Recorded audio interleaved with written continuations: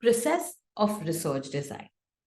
So the research design process is a systematic and structured approach to conducting research, as research itself should be very organized.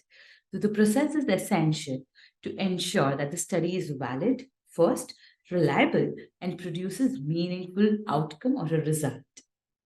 So for that, you have to first consider your aims and approaches, wherein you have to determine the research questions and objectives and identify the theoretical framework and methodology for the study. Second is choose a type of research design.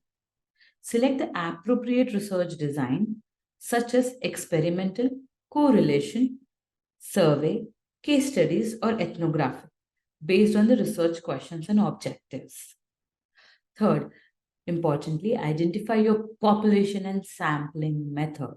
So here you have to determine the target population and the sample size and choose the sampling methods such as random, stratified random sampling, and convenience sampling. Choose your data collection method. So decide on the methods such as surveys, interviews, observation, experiments.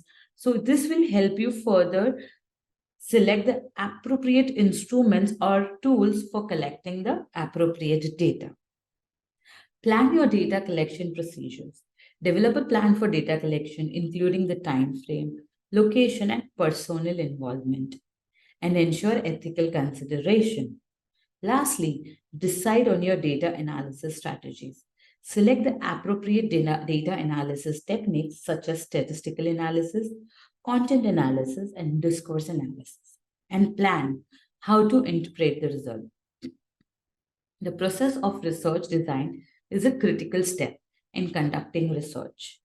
So, by following the step of research design or the process, you can ensure that the study is well planned, ethical, and rigorous.